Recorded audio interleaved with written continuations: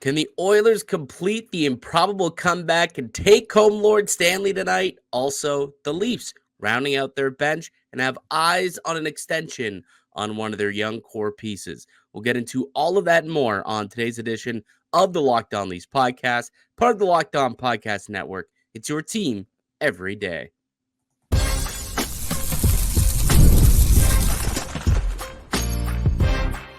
You're Locked On Maple Leafs, your daily podcast on the Toronto Maple Leafs.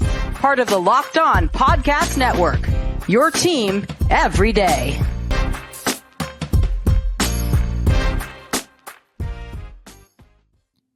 Hello and welcome into the Locked On Leafs podcast, a daily Maple Leaf-centric podcast hosted by myself, Mike DiStefano, and my co-host, Dave Morassutti. And today's episode is brought to you by FanDuel. Make every moment more as playoffs wind down and the sports stop sporting like we want them to. But this summer, FanDuel is hooking us all up, all customers, with a boost or a bonus daily. That's right. There's something for everyone every day, all summer long. Just visit FanDuel.com/locked-on to get started. That'll be the last night that we can bet on NHL hockey until next season, Dave. Game 7 of the Stanley Cup Final. The two greatest words in sports. Game 7. The Oilers, the improbable comeback, forcing a do-or-die game for both teams now, not just Edmonton. I mean, got any big plans for the event tonight? Nope, just gonna watch it and watch the chaos unfold. Yeah, it's dude, I can't wait. Like I haven't been this amped up for like a Stanley Cup Final game, I guess, in so long. Like I'm trying to think back to the last time we even had like a game 7 of a Stanley Cup Final. Has it been that like what the Bruins and Blues? Is that like the last game 7? Yeah, I think that's it. Because last year that went 5. Yeah.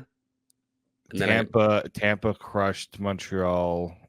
I think Colorado did in 6. Yeah, like I think we're going back quite a ways before we can get to a game 7. And then just the story behind it, right? Like the comeback down 3-0.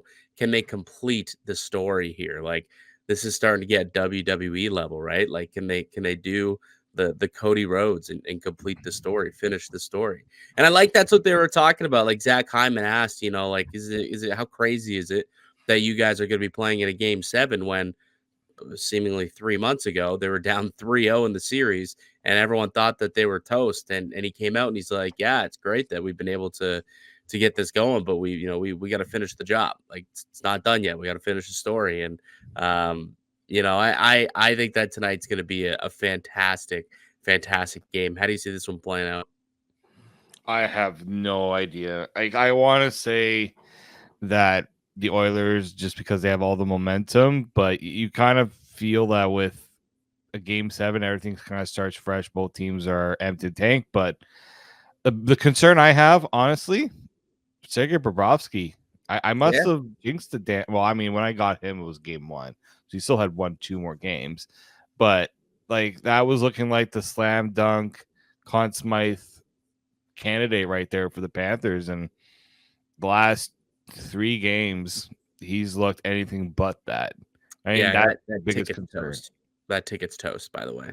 Absolutely. Yeah, it's done. Like we were talking about Connor McDavid and whether he would win or like if the win or lose.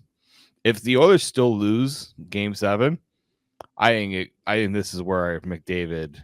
Dave, currently over on FanDuel, our lovely sponsor of today's show. Mm-hmm. Connor McDavid is currently minus 3,500 to win the Conn Smythe. That but guarantees that if this guy wins or loses, it's a lock that McDavid is taking home the Conn Smythe. A lock. Absolute lock. And it'll be a hell of a lot sweeter if he does it in a winning fashion, though. I've got a better lean on this game. Like I do actually think the Oilers complete the comeback. Like how do you have faith in Florida? Like I know they got their backs up against the wall and maybe they wake up, but you talked about Bobrovsky, and to me that is the biggest issue is his, not to say lack of confidence, but we saw this happen last year and he got blown up in the game deciding, like when their backs were against the wall and they had to win a game to keep their season alive.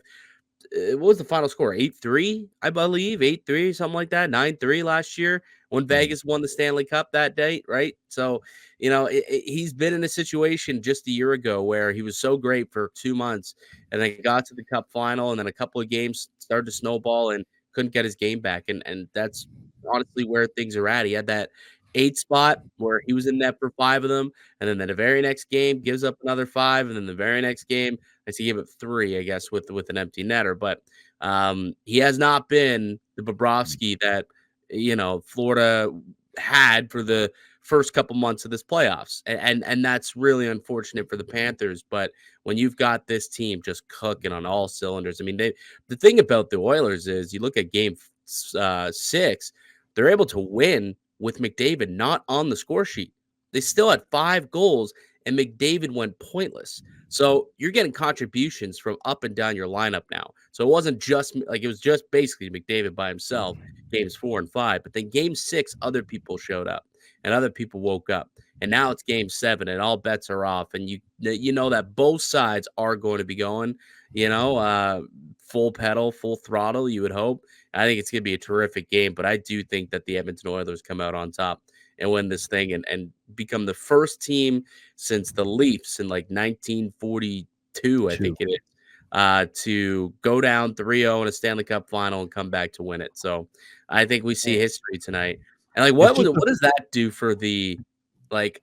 I know that this conversation isn't necessarily as prevalent as like the Jordan LeBron conversation, but like if he catapults this team to a comeback like that, like what does that do for his legacy when you talk about McDavid, Gretzky being like the 2 best players of all time? Like, does this kind of put him a little bit closer to establishing himself as that guy? That gets him close. I don't know if it really catapults him like highly. He's still got 10 years to go, but like that's a nice little feather in the cap. Like when all's said and done, if those two are like 50-50, where it's like, it's a 1A, 1B, does this comeback like kind of put him over the top? Like, is that a tiebreaker in a way? Just the way that he's done it. Like he took his team and won the damn thing basically by himself. Those games. Well, that's the thing, right? I think a lot of people will make the argument that Gretzky had such a great supporting cast. Now, look, McDavid has some decent players he plays with, but not to the level. Like, how many Hall of Famers did Wayne Gretzky play with in his time? It just speaks to the different eras too, right? McDavid's doing this in the Cap era where they can't just load up with a bunch of Hall of Famers on the team. And the big one here too is the Oilers, if they pull this off, will break that Canadian streak of not winning a Stanley Cup, the Cup drought, which is like the biggest thing that's been talked about for how many years in this country. And for the best, and this is probably why I'm, before when we were talking about whether we should be rooting for the Oilers to win, I was still adamant of not rooting for the Oilers.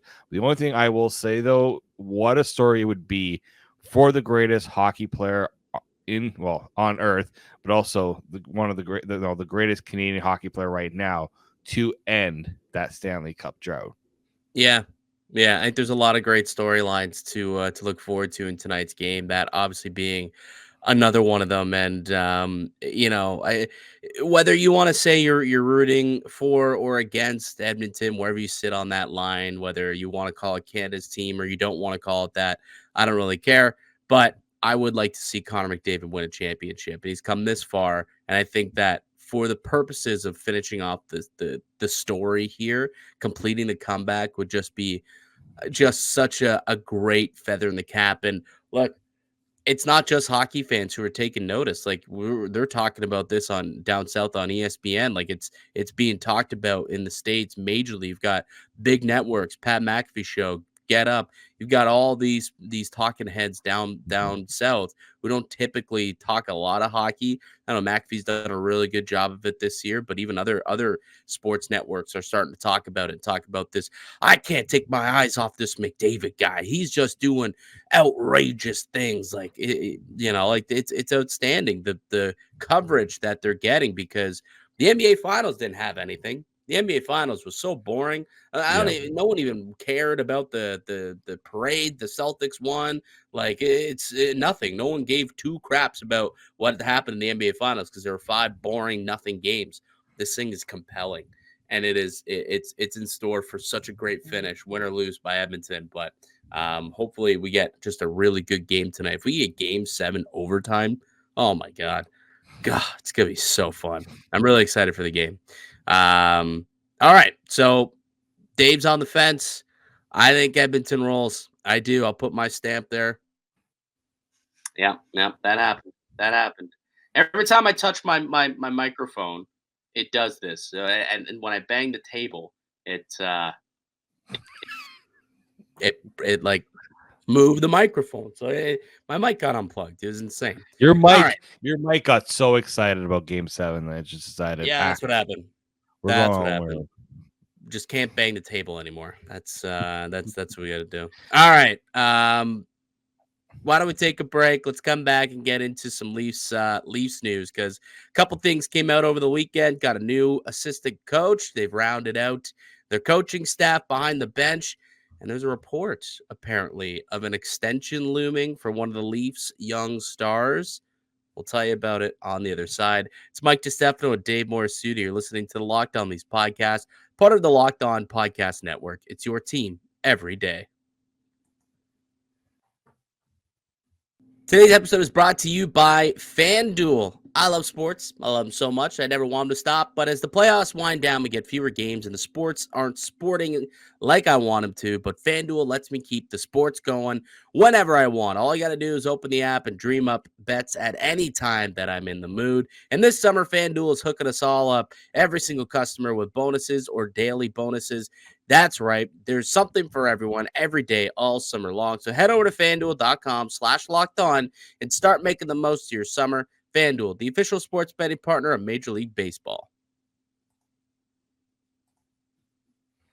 Welcome back into the Locked On at Leafs podcast. Mike DiStefano and Dave Morassutti with you here, as we are each and every weekday here on the Locked On Leafs podcast, Monday through Friday. You can find us wherever you get your podcasts and also up on YouTube. Still on our road to 10K subscribers on YouTube. So continue to sub up over there, and the closer we get, closer you guys get to winning yourselves a brand new Maple Leafs jersey. So we'll definitely do that once we get closer to 10K. All right, a couple of Leafs news and notes that we got to tie up here coming off the weekend. Let's talk about the one that kind of a slight bombshell, maybe about an hour or so ago. Kevin Weeks reporting that the Maple Leafs closing in on an extension. Sounds like it's more of a top desk of the top drawer of the desk type of deal. That's it's sitting there and just waiting to be signed when eligible to sign an extension on July 1. I'm not talking about Mitch Marner, folks. I'm talking about Joseph Woll. Supposedly, according to Kevin Weeks, Joe Woll and the Leafs nearing a 3-year extension in the range of $3 to $4 million. So Joe Woll, they're hoping to keep him around long term and will pay him so. Keep in mind, next year he's still only making like $800 or $850, so this doesn't kick in until the following season. And they can't sign until July 1st when he's officially eligible to sign an extension. Just so that we aren't sitting here waiting. And Kevin Weeks did put July 1st, but everyone was kind of running with that the deal's done, which it is not. Yeah, I mean the deal may be agreed to, but they can't put pen to paper legally until July 1st. But to talk about what this could mean for the Leafs offseason, I don't like if they're going to be committing long-term decent money to this guy 3 year in the $3 to $4 million range. Doesn't it now seem a little less likely that they're going to go out and get like a bona fide, 1A type partner tandem like we're talking about, like the Soros or Allmark? Like it kind of feel like you're probably looking in the Brossoit, Stolarz range, maybe a Philip Gustafson if they go the trade route, but certainly more so the 1B to Woll's 1A, I think feels more likely for the backup goaltender spot this summer. It does. And Elliot Friedman, if you listen to 32 Thoughts this past weekend, he said that, it just seems like after Markstrom was off the table for the Leafs, they went in a totally different. They're going in a totally different direction here with their goaltender. And he mentioned specifically Brossoit and Stolars as like the kind of two likely targets there. And the issue with Allmark is it's not even the contract because it's $5 million. Then he needs a new deal after that. It's also the no trade clause. It's been widely reported that he's got the Leafs there, but that could change if Boston's just like, hey man, like these are the teams that are offering a deal for you or offering a trade for you. But he has. Didn't our buddy? I wish I went back and listened to this, to be honest with you. So apologies, Nick. But Alberga had him on his show, and they asked him if he'd be willing to come to Toronto, didn't he? I heard something on that. Yeah, I was a little surprised he actually spoke about it because it's that's a very tough situation where it's a division rival and things like that. I'm trying to find where he might have said that actually. I thought I saw something like that kind of come across my timeline or feed, or I think I was scrolling. I know he was on the show and he talked about the trade rumors. I just can't remember. I don't remember what exactly he said about. Yeah, I mean, I don't think he came out and explicitly was like, "Yeah, no, I'd love to come to Toronto," or "No, I would hate Toronto." Like he was pretty. I don't know, like even Steven on it, like just in case it does happen. I think he acknowledged that it's a possibility. Is pretty well what he did.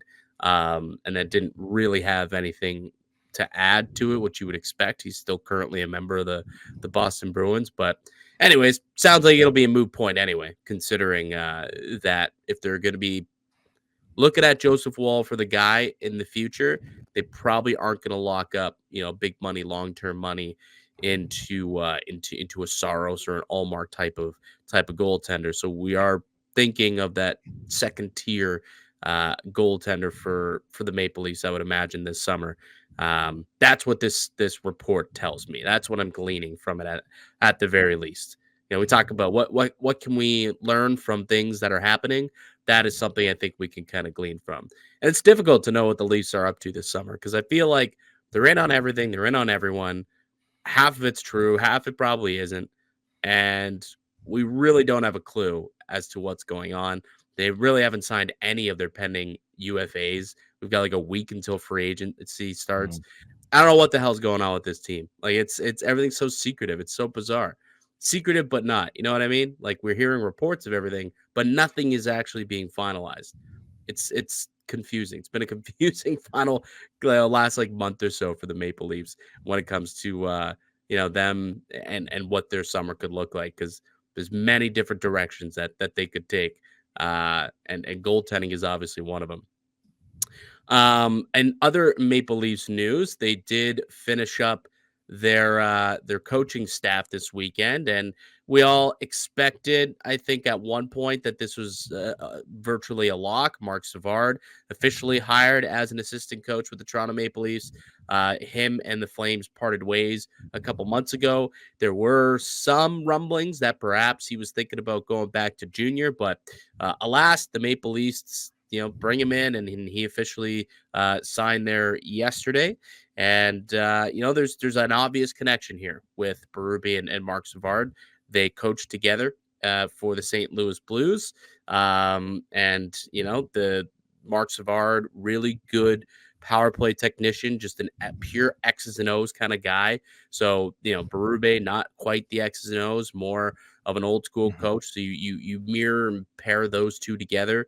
I think that this was a good hire. I was excited when I heard that the Leafs would be interested in that. Savard might be one of the new coaches behind the bench for the Buds, and now it's official. I think it's a pretty good hire for Toronto. I was surprised because it just seemed like Savard was leaning to, like, from what we were hearing with the junior route. So I was kind of like, it was just kind of out of nowhere. You saw that. I don't remember if I don't think I've seen anything about Mike Van Ryn. So I would kind of assume that he's sticking around. Yeah, I think at this point we're looking, and you've got Berube as the head coach, you've got Lane Lambert as the associate head coach, and then you've got Marc Savard and Mike Van Ryn. I think it's a Yeah. 4-man team that's going to be leading your Leafs next year. I think we've got that pretty well in place at this point. I actually like it. Like I mean, the Savard, that just seems like a no-brainer hire considering where his skill set will certainly help. Especially, I'm assuming he's going to play a big part on the power play. Mm-hmm. That's what he was doing when he was in St. Louis and when he was in Calgary. So that's why I like it a lot too. As you said, like Berube's not exactly the X's and O's, right? So you get Savard in to do all that. Now, of course, Leafs players are going to have to watch their stick tape jobs because, you know. So what you're telling me is like there's no chance in hell now that the Leafs are re-signing Tyler Bertuzzi. Like Bertuzzi and Savard could not coexist on a team together. Not at all. Can't happen. No. Actually, I was wondering, did their paths cross at all in Windsor? No, because Savard was he was in Windsor like 2 years ago. Okay, I couldn't remember where, like, how what his pattern was for where he was. No, so he was the head coach of Windsor in between St. Louis and Calgary. He was there for 2 years, kind of turned, he had Wyatt Johnston. Wyatt Johnston flourished under him. So, yes, could that mean good things for like young Leafs players coming up? Like, does he Easton have Cowan. like like Easton Cowan? So that's nice that he's worked with some young players before. If they're expecting to incorporate these young pieces into their lineup. I mean, I know he's been in the league now for a full year, but obviously Matthew Nyes fits into that conversation, into that mold as well, and Fraser Minton. So I think it's a pretty solid hire. And I remember when we first heard about this, there was a lot of discourse about how Marc Savard and the Calgary Flames power play was not good this year, and that they were trying to, he was brought in to help bolster that power play, and it didn't quite work out. Where I think they finished 17% power play or like a 20-something% power play, and they finished like in 23rd in the league, something like that. But then I recall actually going and taking a look and looking at some splits in the last 6 weeks of the season, the final 30 games of the year. They actually had the 5th best power play at, I think it's like 27.5%. So once they got going, once he figured out, okay, this works for this group, this is going to work, this can succeed in the NHL, things started to click for that power play. So if he could just transfer that over into Toronto, I think we'll be set. I'm not as worried about the poor power play, the overall poor power play numbers from Calgary, because they ended the year strong, which means that he can just kind of take that and run with it. That's my hope, I suppose, maybe. All right, let's take a break. Let's come back. Let's get into some draft talk. The Maple Leafs sitting at 23, picking 23rd overall. And we're going to be doing this all week long, where we're going to have one segment dedicated to, we've got 5 players essentially that we would like the Maple Leafs to select, 5 draft targets, if you want to call it that. And we'll do our first one on the other side. You're listening to the Locked On Leafs podcast, part of the Locked On Podcast Network. It's your team every day.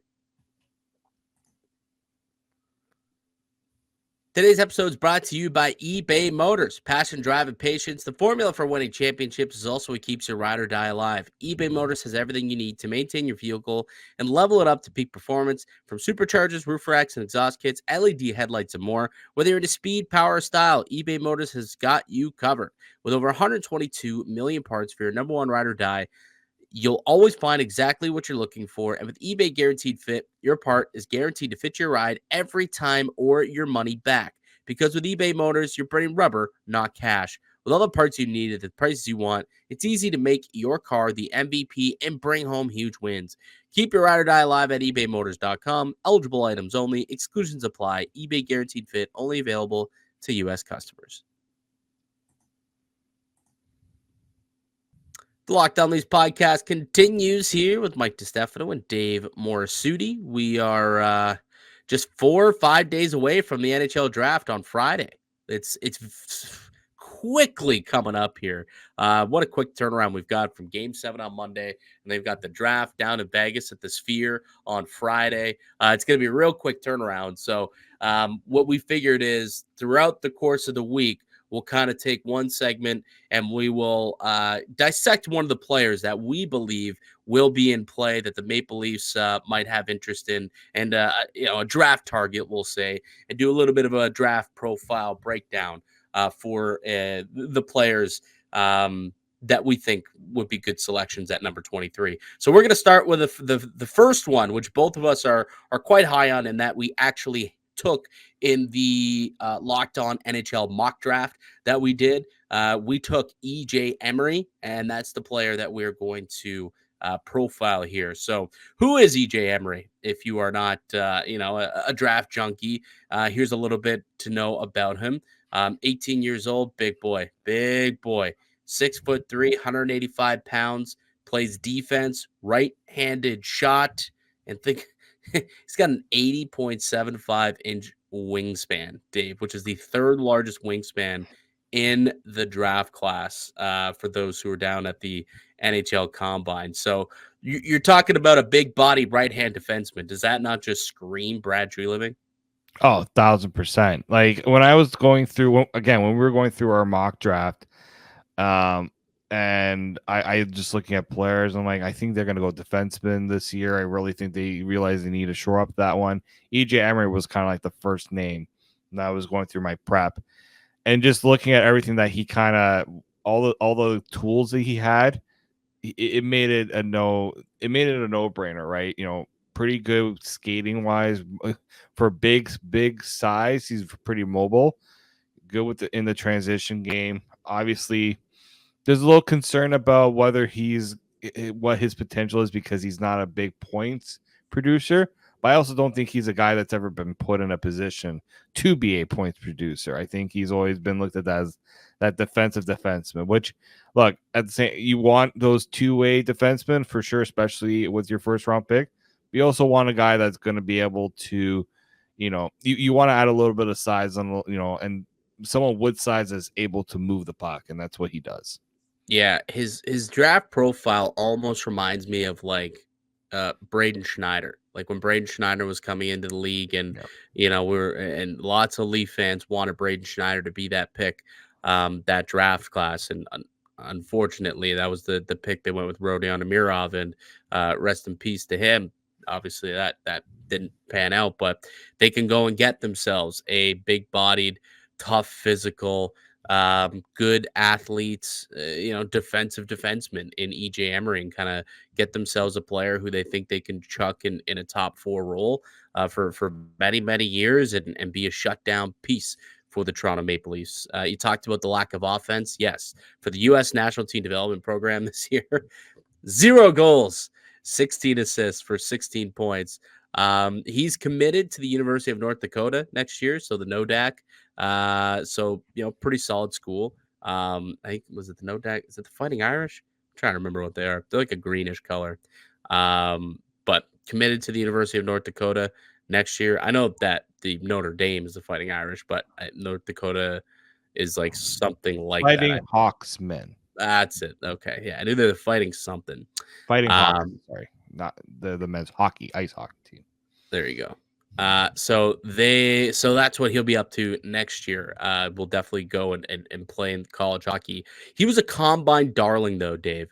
And that's really where the thing with EJ Emery is when we first were looking at him, and I first started kind of studying him as I did my draft prep, he was on most lists like late 20s, like he was a fringe first, early second rounders where most people had him ranked. And then the combine came around, and this guy crushed it from an athletic standpoint.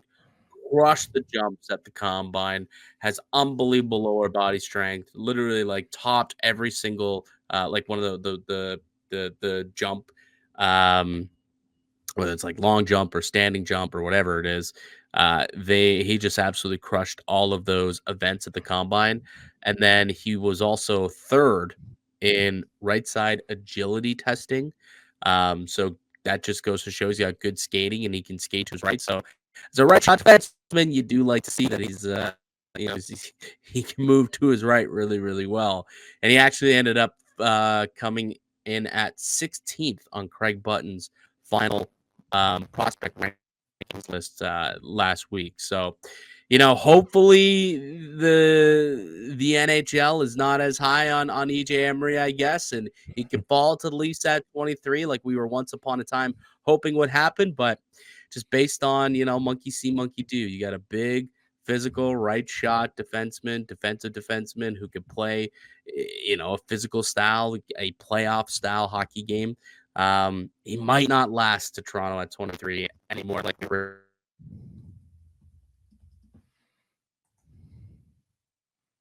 Oh, we lost you there. Seems like he's a late riser in the process. I think is where I was finishing off there. But did you miss anything else about him? I don't know where I dropped. I think that you were talking about whether teams, if he would maybe stick around a little later for the Leafs to be able to pick him. But yeah, I think you got that point across pretty well. Yeah, that's what I'm hoping for too, is that, some teams maybe are still valuing him closer to that second round, potential. Although, again, you hope, but at the same time, combine and the tools he has, a team might be willing to take him on, especially if it's maybe a little bit more of a project pick. Although with his size and things like that, yeah. Now what helps him is he's in the U.S. Development program, so it's not like he's going to be ready to just jump to pro hockey right away.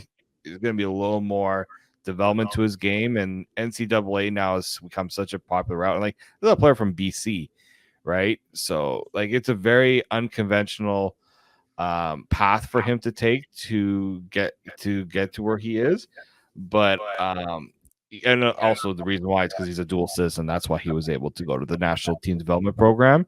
And University of North Dakota, I'm pretty sure that's where Jake Sanderson went. So yep, it's a pretty good program to go for especially for him as a defenseman. So we'll see kind of where the chips lie on draft night there.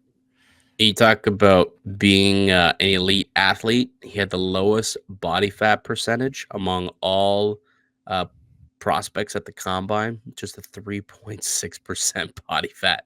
The guy's chiseled, just 6'3", 185 pounds, and chiseled.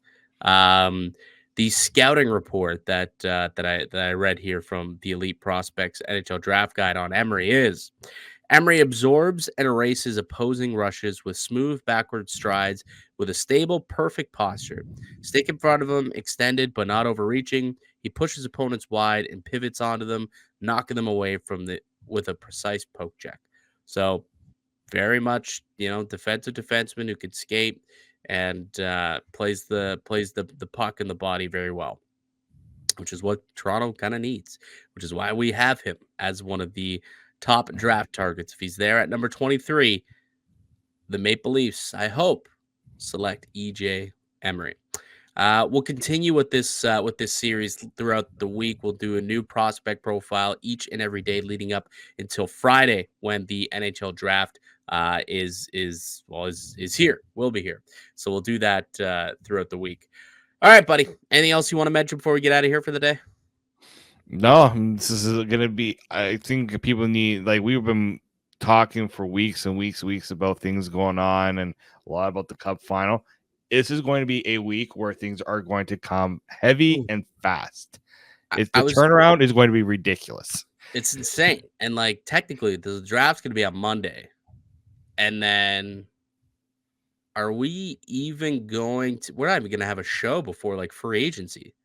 Like, we're going to have a special. We're going to do like we did last year. I think last year we had to put out an extra pod. You guys are going to be getting some overtime from us this week, maybe. There will be some overtime next week. Oh, I guess technically Sunday morning, or Monday morning, we could do our special, I suppose, since it is on Monday. But I guarantee you there will be some overtime over the next couple of weeks here as the Maple Leafs get moving and shaking with their offseason moves. That's going to do it for us here today on the podcast. I'd like to thank you all for listening and supporting the show. You can subscribe to the Locked On Leafs podcast on all podcast platforms and receive daily Leafs content. Follow myself on X at Mickey_Canuck. Follow Dave at D_Morassutti, and follow the show as well at Locked On Leafs. We'll be back with another episode for you guys tomorrow. But until then, keep it locked right here on Locked On Leafs.